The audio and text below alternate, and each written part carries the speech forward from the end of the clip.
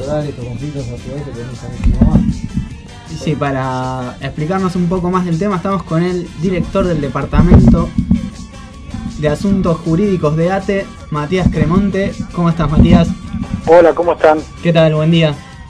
Igualmente. Bueno, te llamábamos más que nada para ver si nos podíamos comentar un poco esa cuestión de las paritarias y de la puja que se reabre nuevamente por la recomposición salarial.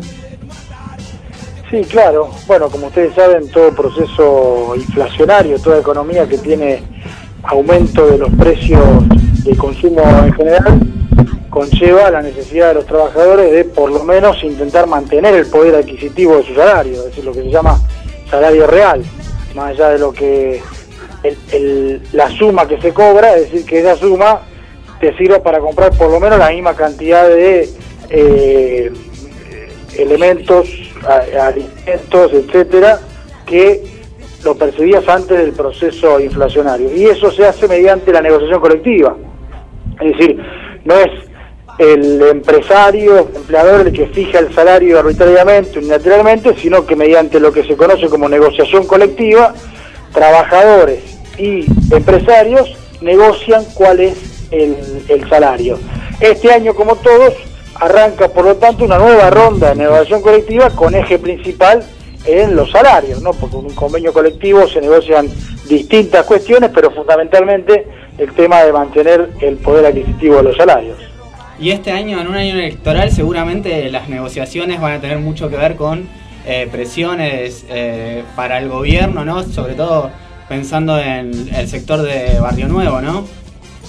Bueno, el año electoral puede ser que concede algunos intereses de tipo más allá de lo sindical o de lo que tiene que ver con los trabajadores y arranque alguna discusión un poco más política, tanto de sectores que además de ser sindicatos o además de jugar en la cuestión sindical, también lo hacen en partidos políticos, y tanto para el gobierno o el partido de gobierno, que a su vez en aquellos sectores que prevea que puede arrastrar un mayor caudal de votos, tal vez se concentre en buscar apoyo o reducir la conflictividad.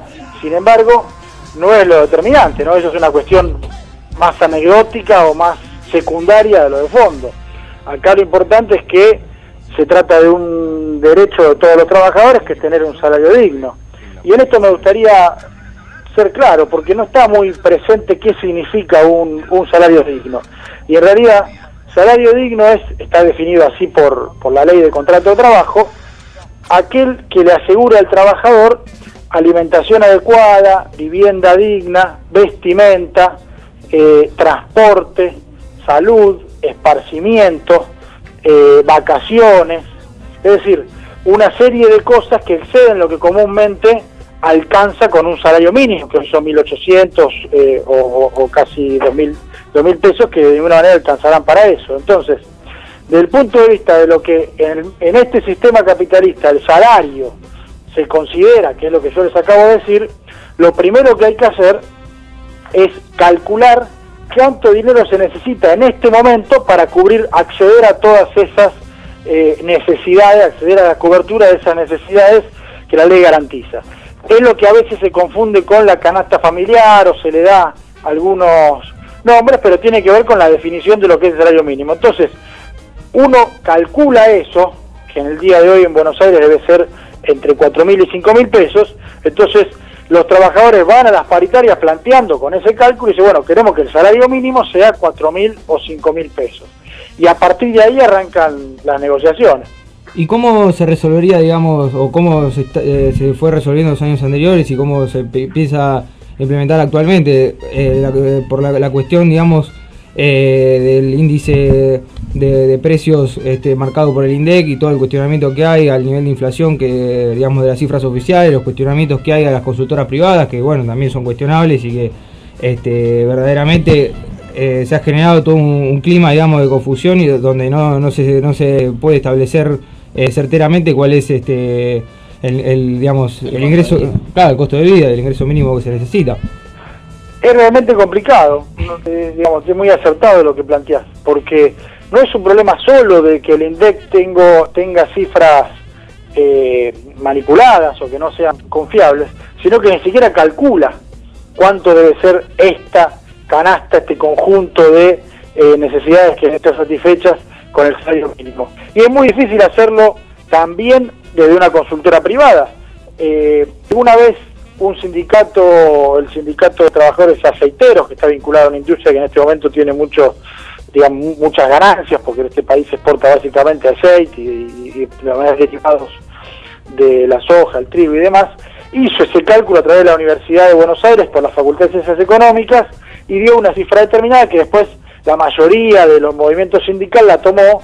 Te hablo del año 2004, que en su momento eran 1.580 y pico de pesos, y este año, en diciembre, la calculó en 4.900 y pico. Es decir, por lo menos es un cálculo elaborado por una universidad nacional que tiende a acercarse a ese número que no se calcula de manera oficial, no es que no se puede tener en cuenta. Lo que sí está en discusión es el índice de la inflación para mantener esa canasta. Pero bueno, en principio hay algunos cálculos. De todos modos, yo le decía recién, la Constitución Nacional garantiza a todos los trabajadores, sea del sector que sea, un salario digno, un salario mínimo vital y móvil, que sea digno y que sea justo, así lo determina. Y la Ley de Contrato de Trabajo garantiza todo lo que yo les enuncié antes como la definición de salario mínimo. Los convenios colectivos después, o sea, la negociación sectorial de cada uno de los sindicatos, lo que hace es intentar llegar a ese número, pero si no, a su vez superarlo. Ahora, esto es una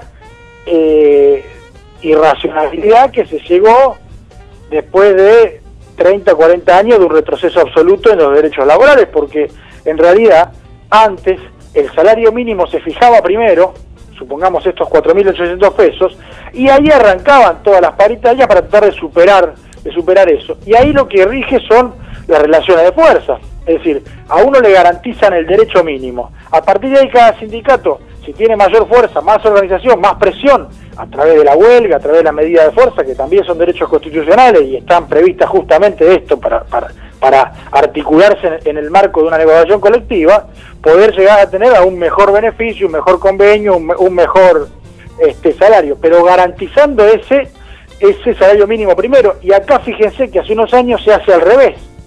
Primero se negocian los convenios colectivos, cada sindicato negocia lo que puede, lamentablemente no se hace de manera libre porque hay una suerte de techo que se fija, de pauta que se da cada año, cada sindicato lo hace, en general lo hacen hace 30, 40 años a través de la UOM, de los metalúrgicos, ahora últimamente viene siendo a través del sindicato de camioneros, se pone un techo del 20-25% y de alguna manera es muy difícil para el resto de los sindicatos escapar a eso porque hay una presión del gobierno muy grande y del Ministerio de Trabajo para no salir de eso.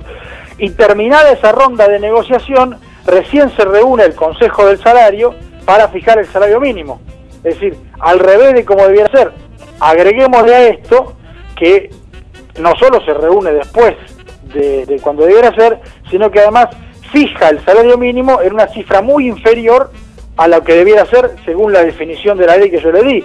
Hoy es 1.800 pesos, supongamos que aumenta un 20%, un 15%, se va a 2.000, 2.200 pesos, es la mitad de lo que un trabajador necesita para acceder a todos a cubrir las necesidades que yo les mencioné al principio, lo cual nos pone en una paradoja. Si a un trabajador la propia Constitución, la ley y el mismo sistema en el que vivimos le garantiza acceder a todo lo que yo le dije, es decir, vivienda digna, vacaciones, esparcimiento, previsión, salud, educación, si cobra la mitad de lo que necesita para cubrir todo eso, ¿qué es lo que deja de cubrir? Deja de tener alimentación adecuada, deja de tener vivienda digna, deja de irse de vacaciones, deja de acceder a la salud, ¿no? Digamos, este debate que no se da es tan crudo como eso, ¿no? Hoy se accede por el salario mínimo a la mitad de lo que debe acceder según la ley, ¿se entiende? Sí, a esto hay que agregarle a su vez, digamos, la situación de todos los trabajadores que ni siquiera tienen estos, digamos, los derechos que digamos, le garantiza las leyes por el trabajo. Los trabajadores en negro, por ejemplo, que están fuera de las negociaciones paritarias. No, eso es digamos, está bien lo que ustedes dicen, pero es un error en el sentido de que no están fuera de las negociaciones paritarias. Los convenios colectivos se le aplican y la ley se le aplican a todos los trabajadores. A los que no se le aplica es un problema de ilegalidad. Es decir, no es que hay trabajadores a los que no se le aplica un convenio colectivo. No. Hay empleadores que ilegalmente no le aplican a algunos trabajadores los convenios colectivos que corresponden. Algunos sindicatos lamentablemente son cómplices de eso, no denunciando ni inspeccionando, pero fundamentalmente lo que hay es una ausencia de voluntad política del Estado, del gobierno a cargo del Estado, que debe controlar que se aplique la ley a todos los trabajadores, así como la AFIP controla que todo el mundo, las empresas paguen impuestos. El Ministerio de Trabajo tiene que controlar que todas las empresas paguen correctamente a sus trabajadores, ¿se entiende? Muy claro. Bueno, Matías, te agradecemos, el programa es corto, tenemos 1 hora nomás, realmente fue muy clara la entrevista, nos parece que nos aclaró bastante sobre el tema de paritarias, así que bueno, te agradecemos mucho y bueno, en otra oportunidad seguiremos hablando. Al contrario, gracias a ustedes y a su disposición cada vez que lo necesiten. Muchísimas gracias. Chao, buenas noches. Chao, buenas noches.